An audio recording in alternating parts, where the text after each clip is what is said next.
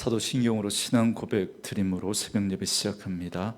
전능하사 천지를 만드신 하나님 아버지를 내가 믿사오며 그 외아들 우리 주 예수 그리스도를 믿사오니 이는 성령으로 잉태하사 동정녀 마리아에게 나시고 본디오 빌라도에게 고난을 받으사 십자가에 못 박혀 죽으시고 장사한 지 사흘 만에 죽은 자 가운데서 다시 살아나시며 하늘에 오르사 전능하신 하나님 우편에 앉아 계시다가 저리로서 산자와 죽은 자를 심판하러 오시리라. 성령을 믿사오며 거룩한 공회와 성도와 서로 교통하는 것과 죄를 사하여 주시는 것과 몸이 다시 사는 것과 영원히 사는 것을 믿사옵나이다. 아멘. 이 아침에 우리에게 주시는 하나님의 말씀은 누가복음 23장 26절에서 43절 말씀까지입니다. 누가복음 23장 26절에서 43절 말씀까지. 우리 말씀 찾으셨으면 한 목소리로 같이 읽습니다. 그들이 예수를 끌고 갈 때에 시몬이라는 구레네 사람이 시골에서 오는 것을 붙들어 그에게 십자가를 지워 예수를 따르게 하더라. 또 백성과 및 그를 위하여 가슴을 치며 슬피 우는 여자의 큰 무리가 따라오는지라. 예수께서 돌이켜 그들을 향하여 이르시되 예루살렘의 딸들아 나를 위하여 울지 말고 너희와 너희 자녀를 위하여 울라. 보라, 날이 이르면 사람이 말하기를 잉태하지 못하는 이와 해산하지 못한 배와 먹이지 못한 젖이 복이 있다 하리라. 그때 사람이 산들을 대하여 우리 위에 무너지리라 하며 작은 산들을 대하여 우리를 덮으라 하리라. 푸른 나무에도 이같이 하거든 마른 나무에는 어떻게 되리요 하시니라. 또 다른 두 행악자도 사형을 받게 되어 예수와 함께 끌려가니라. 해골이라 하는 곳에 이르러 거기서 예수를 십자가에 못 박고 두 행악자도 그렇게 하니 하나는 우편에 하나는 좌편에 있더라. 이에 예수께서 이르시되 아버지 저들을 사하여 주옵소서 자기들이 하는 것을 알지 못함이니이다 하더라. 그들이 그의 옷을 나눠 제비 뽑을새. 백성은 서서 구경하는데 관리들은 비웃어 이르되 저가 남을 구원하였으니 만일 하나님이 택하신 자 그리스도이면 자신도 구원할지어다 하고 군인들도 희롱하면서 나와 신포도주를 주며 이르되 네가 만일 유대인의 왕이면 네가 너를 구원하라 하더라. 그의 위에 이는 유대인의 왕이라 쓴 패가 있더라. 달린 행악자 중 하나는 비방하여 이르되 네가 그리스도가 아니냐 너와 우리를 구원하라 하되 하나는 그 사람을 꾸짖어 이르되 네가 동일한 정죄를 받고서도 하나님을 두려워하지 아니하느냐.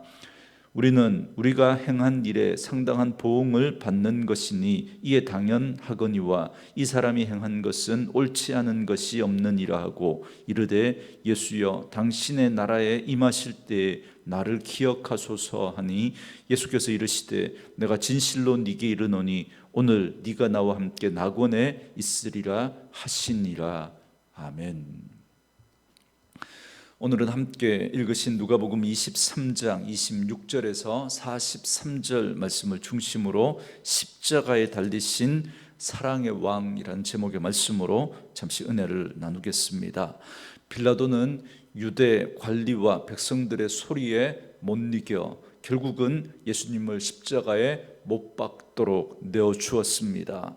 다른 복음서에서는 예수님이 군병들에게 조롱을 당하고 채찍에 맞으신 그 일을 자세하게 기록을 하고 있습니다. 그러나 누가복음은 이를 생략합니다. 아마도 누가는 예수님이 당하신 육체적 고난을 자세하게 얘기하는 것보다 십자가의 의미를 더욱 집중해서 말해주려고 했던 것 같습니다. 그렇기 때문에 우리가 고난주간을 맞으면서 괜히 감정적으로 센치해져서 슬퍼하기보다 그 십자가의 의미를 다시 한번 돌아보고 그 십자가 앞에서 나는 어떤 사람인가 돌아보는 그런 기회가 되어져야 할 것입니다. 그래서 오늘 본문은 이제 바로 십자가를 지시고 골고다 언덕을 향해서 가시는 예수님의 모습으로 시작합니다. 십자가형은 우리가 흔히 생각하는 것처럼 십자가 형태를 전부 제수가 다 지고 가는 게 아닙니다. 십자가의 그 세로목은 이미 그 형장에 세워져 있고 그 십자가의 가로목을 제수가 지고 가게 됩니다. 예수님은 목요일 밤부터 우리가 살펴봤던 것처럼 6번에 걸쳐서 신문을 받게 됩니다. 이리저리 끌려다니면서 밤새도록 한숨도 자지 못하고 신문을 받으셔야 했고, 또 군병들에 의해서 오늘 본문에 생략되었지만 39대의 그 채찍을 맞으셨기 때문에 이미 온몸이 지칠 대로 지친 상태고 피도 많이 흘린 그런 상태입니다.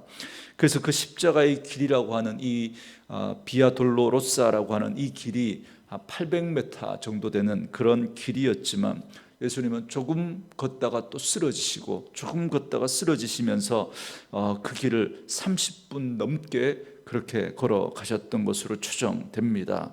이 길에서 예수님은 너무 힘에 부치니까 결국은 그 십자가를 다 지고 가지 못합니다. 그래서 군병들은 더 이상 시간이 지체되는 걸 원치 않았기 때문에 마침 그 자리에 있었던 구레네 사람 시몬에게 대신 그 십자가를 지고 가게 합니다. 이때 많은 백성들과 여인들이 가슴을 치며 슬피 울며 그 뒤를 따랐다 그럽니다. 예수님은 그들을 돌아보시면서 이렇게 말씀하시죠. 28절 말씀에 예수께서 돌이켜 그들을 향하여 이르시되 예루살렘의 딸들아 나를 위하여 울지 말고 너희와 너희 자녀를 위하여 울라 그럽니다. 이 여인들은 예수님을 따르는 여인들이라기보다는 지금 십자가의 그 형벌을 당하는 한 유대 청년을 바라보면서 동정하는 그런 마음으로 슬퍼했던 것으로 보입니다. 예수님이 너무 딱하고 안 됐다고 느꼈던 거죠. 그래서 슬피 울면서 그 뒤를 따라갔습니다. 그런데 그들에게 예수님은 나를 위해 울지 말고 너희와 너희 자녀들을 위해서 울라 그렇게 말씀하시는 겁니다. 예수님은 피 흘려 지금 온갖 모욕과 조롱을 받으시면서 이제 십자가의 죽음을 앞두고 이제 한 걸음 한 걸음 그렇게 그 십자가를 향해서 나아가고 계시지만, 그러나 자신보다 앞으로 징벌의 날을 맞이하게 될 그 예루살렘의 그 백성들을 더 불쌍하게 여기셨다라는 것입니다. 자신의 처지를 한탄하기보다는 유대인들이 당할 고통을 더 생각하셨던 겁니다. 여러분, 저의 특징은 누누이 말씀드리지만 지독한 자기중심주의입니다. 자기밖에 생각하지 않는 거예요. 자기 손에 난 작은 상처 하나가 더 고통스럽고 더 크지, 남이 당하는 그 아픔과 고통은 전혀 공감할 줄 모르는 게 죄인들의 특징입니다. 그러나 오늘 이 예수님은 자신의 고통보다도 앞으로 이 예루살렘, 이 백성들이 당하게 될 그 고통을 바라보면서 더 안타까워하고 계시는 그 예수님의 모습을 보게 됩니다. 그래서 29절, 30절에 예수님께서 다시 한번 경고의 말씀을 하십니다. 이 내용은 우리가 앞에서 이미 살펴봤던 21장에서 성전을 보시면서 경고하셨던 그 심판에 관한 내용과 같은 말씀입니다. 그래서 곧 예루살렘의 징벌의 날이 닥칠 것이고 자기 한 몸도 구원하기 어려울 그런 지경에 빠지게 될 것이기 때문에, 그렇기 때문에 임산부와 갓난 아이가 있는 여인들은 더더욱 큰 화를 입게 될 것입니다. 그리고 얼마나 그 고통이 심각한지 차라리 산들이 무너져 단번에 고통 없이 죽었으면 좋겠다라고 울부짖게 될 것이다 라고 그렇게 말씀하고 있습니다. 그래서 또 이렇게 말하죠. 31절에 푸른 나무에도 이같이 하거든 마른 나무에는 어떻게 되리요 하시니라 그럽니다. 여러분, 여기 이 푸른 나무는 예수님 자신을 의미합니다. 푸른 나무와 같은 예수님에게도 하나님이 이런 일을 허락하셨다면 죽은 생명 없는 나무와 같은 이스라엘에게는 얼마나 더 극심한 심판이, 핍박이 임하겠느냐 반문하시면서 묻고 계신 거예요. 이는 약 40년 후에 소위 유대 전쟁이라고 하는 그 역사를 통해서 이루어집니다. 그래서 로마의 디도 장군이 그 로마군을 이끌고 예루살렘을 포위하죠. 4년을 버티면서 그 예루살렘의 그 작은 도시에 100만 명이 넘는 사람들이 거기에 몰려 있었으니까 여러분 그 성의 상황이 얼마나 여러분 그 심각했겠습니까? 그 안에서 온갖 일이 다 벌어지는 거예요.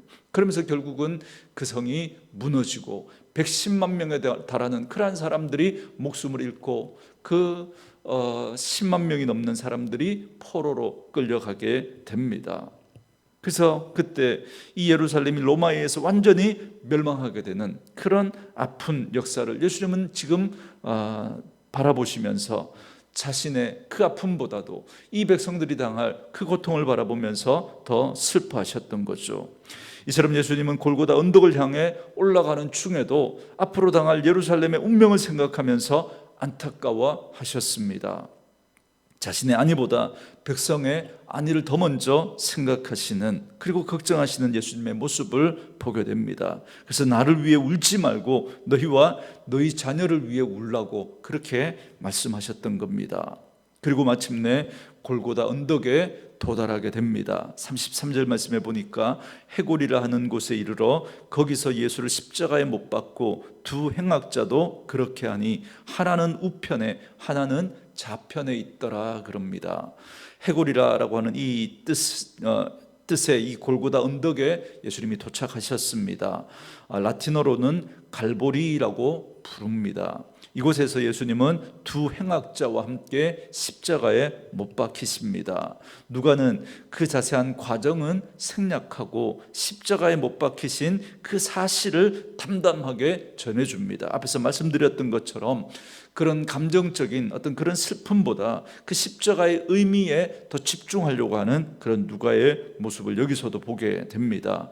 십자가 위에서 예수님은 이렇게 말씀하십니다. 34절에 이에 예수께서 이르시되 아버지 저들을 사하여 주옵소서 자기들이 하는 것을 알지 못함이니이다 하시더라. 그들이 그의 옷을 나눠 제비 뽑을세 그럽니다. 이는 예수님이 십자가 위에서 하신 가상 7원 가운데 첫 번째 말씀입니다. 예수님은 자기 손에 못을 박은 군병, 자기 속옷을 벗기고 겉옷을 제비 뽑아 나누는 그 경비들, 그리고 욕하고 비웃는 백성들, 그리고 자기를 이 죽음까지 오게 했던 그 종교 지도자들에게 아무런 분노의 말도 쏟지 않으셨습니다. 나중에 두고 보자 그렇게 하지 않습니다. 다만 그들은 자신들의 죄를 모르고 그 일들을 행하고 있으니까 그 죄를 사하여 달라고 하나님 앞에 용서를 구하고 있습니다. 그래서 오늘 우리들의 모습을 바라보면서 정말 작은 것 하나도 용서하지 못하는 그런 우리의 모습들을 바라보면서 지금 예수님은 자신을 십자가에 못 박는 그들을 사하여 달라고 기도하고 계신 그 예수님의 모습을 보면서 우리의 한계를 여지없이 보게 됩니다. 여러분, 우리가 남을 용서한다는 것, 이거 결코 쉽지 않은 그런 문제죠. 그러나 우리가 십자가를 깊이 묵상할 때 우리가 주님에게 어떤 죄를 지었고 그 주님은 그런 우리를 어떻게 용서하셨는가, 그걸 우리가 깊이 깨닫게 될 때 우리는 다른 사람에 대하여서 또 그러한 죄를 똑같이 갈지 않을 수 있는, 우리가 그 죄를 다 용서한다라고 할 수는 없겠지만 감정의 그 깊은 골까지 우리가 다 털어내지는 못한다고 할지라도 최소한 그 사람과 똑같은 모습으로 갚는, 되갚으려고 하는 그런 모습은 아닐 겁니다. 하나님 앞에 용서를 선포하고 그 감정마저도 하나님 앞에 내어놓을 수 있는 그런 저희들 되어줄 수 있기를 원합니다. 그때 예수님과 더불어 십자가에 달린 한 사람이 입을 엽니다. 30절 말씀에 보니까 달린 행악자 중 하나는 비방하여 이르되 네가 그리스도가 아니냐 너와 우리를 구원하라 하되 그럽니다. 여러분, 여기 네가 그리스도가 아니냐라고 하는 이 말은 비난과 조롱의 말입니다. 이건 결코 믿음의 고백이 아닌 것이죠. 십자가 아래에서 조롱하는 자들과 똑같은 말로 그는 예수님을 비웃고 조롱하고 있는 것입니다. 오늘날 많은 사람들이 이 십자가에 달린 이 한편 강도와 똑같은 모습입니다. 자신의 죄로 인해서 죽어가면서도 그리스도이신 예수님을 인정하지 않습니다. 우리의 인생은 결국 죽음이 기다리고 있습니다. 우리는 그 죽음을 향해서 그렇게 나아가고 있지만 그 완악한 마음을 돌이킬 생각이 없는 거예요. 어쩌면 이 십자가에 달린 이 한편 강도의 모습과 얼마나 여러분 같습니까? 그런데 이 다른 한편 강도는 그 사람과는 전혀 다른 반응을 보입니다. 40절에 보니까 하나는 그 사람을 꾸짖어 이르되 네가 동일한 정죄를 받고서도 하나님을 두려워하지 아니하느냐 그럽니다. 그는 자신이 지은 죄를 인정합니다. 여러분, 우리는 이런 형벌을 받는 것이 마땅하다는 거예요. 흔히 내로남불이라고 말하는 것처럼 사람들은 죄를 짓고도 자신의 죄를 인정하지 않으려고 합니다. 자신은 남들과 다른 이유가 있어서 자신은 어쩔 수 없이 그럴 수밖에 없었다라고 그렇게 핑계를 대고 여러 가지 이유들을 갖다가 대지만, 그러나 다른 사람에 대하여서는 우리는 함부로 정죄하고 말합니다. 항상 자기는 그럴 수밖에 없는 이유가 있기 때문에 억울하고 다른 사람은 그렇게 해도 마땅하다고 그렇게 생각합니다. 여러분, 이것이 구원받지 못한 죄인의 특징인 거죠. 죄를 인정하지 않고 다른 사람에게 늘 그 죄를 인정합니다. 그러나 구원받는 사람의 모습을 보십시오. 자신의 죄를 인정합니다. 자신의 죄됨을 인정하고 자신은 마땅히 그 벌을 받아야 할 그러한 사람이란 모습을 인정하고 있는 그러한 모습을 보게 되는 것이죠. 여러분, 오늘 누구보다 억울하셨을 그 예수님은 오늘 이 십자가 앞에서 아무 말도 하지 않으시고 담담히 그 십자가의 길을 걸어가시면서 자신을 십자가에 못 박는, 자신을 십자가에 내모는 그러한 사람들 용서하는 오늘 이 예수님의 모습을 보게 됩니다. 여러분, 이분이야말로 그리스도이심을 그 십자가에 달린 한편 강도는 인정했지만, 그러나 그 십자가의 또 다른 그 한편 강도와 그 십자가 아래에 있었던 사람들은 그 예수를 결코 그리스도로 인정하지 않았습니다. 그래서 오늘 그 예수님을 그리스도로 인정했던 이 한편 강도가 예수여 당신의 나라에 임할 때 나를 기억하소서라고 그렇게 간구합니다. 이 사람은 이분이야말로 자신을 구원할 하나님의 아들 그리스도임을 믿었던 거죠. 그래서 이 강도가 구원받은 이 사실을 통해서 우리는 다시 한번 분명히 알 수 있습니다. 구원은 우리의 믿음으로 하나님의 은혜로 얻는 것이지 우리의 어떤 공로나 우리의 어떤 지식이나 우리가 가진 어떤 무엇으로 얻는 것이 결코 아님을 예수님께서는 이 십자가의 한편 강도를 통해서 우리에게 분명히 말씀해 주고 있습니다. 여러분, 우리가 구원받는데 다른 것이 필요한 것이 아닙니다. 나의 죄인됨을 인정할 줄 아는 그 모습이면 되는 것이죠. 오늘 예수님께서 이 십자가에 달리신 오늘 이 금요일 이 아침에 오늘 예수 그리스도의 이 십자가를 묵상하면서 우리가 다른 것을 깨닫는 것이 아니라 나의 죄인됨을 깨닫는 이 아침 되어줄 수 있기를 원합니다. 그래서 오늘 이 십자가의 모습을 통해서 두 부류의 모습을 보게 됩니다. 십자가에 달린 사람과 십자가 아래에 있는 사람으로 나눌 수 있을 것 같습니다. 십자가 아래에 있는 사람은 스스로 택한 백성이라고 하는 그런 자부심을 가지고 있었던 유대 백성들이었습니다. 그리고 율법을 따라 예수를 고발하고 마침내 사형 선고를 얻어내는 법기술자들입니다. 없는 죄도 만들어서 뒤집어 씌웠던 사람들이죠. 그리고 그 율법을 따라 예수를 고발하고 마침내 사형 선고를 얻어내는 법기술자들입니다. 그리고 또 다른 한편에는 예수의 사형을 집행하는 그 무장한 군인들이었습니다. 그러나 그들은 구원받지 못하죠. 그러나 십자가에 달린 사람은 행악자입니다. 그러나 누가 구원받아 주님과 함께 낙원에 있게 됩니까? 자신의 죄인됨을 인정했던 그 행악자가 구원받아 오늘 네가 나와 함께 낙원에 있을 것이라고 하는 그 말을 듣게 됩니다. 오늘 우리도 주님의 그 십자가 앞에서 우리의 모습들을 돌아보면서 우리의 의로움이 아니라 하나님 앞에서 우리의 죄인됨을 고백하며 오늘 우리의 모습을 돌아볼 수 있는, 그래서 주님의 그 십자가가 아니면 주님 앞에 설 수 없는 우리들임을 고백하고, 우리의 의가 아니라 예수 그리스도의 그 피 묻은 십자가로 말미암아 오늘도 우리가 주님 앞에 나아가게 된 것, 하나님 앞에 나아갈 수 있게 된 것 감사하면서 오늘도 그 십자가를 깊이 묵상하는 이 하루 되어줄 수 있기를 주님의 이름으로 축원합니다. 주신 말씀 생각하면서 우리 이 찬양 들으시면서 말씀 묵상하시고 기도하는 시간 갖겠습니다.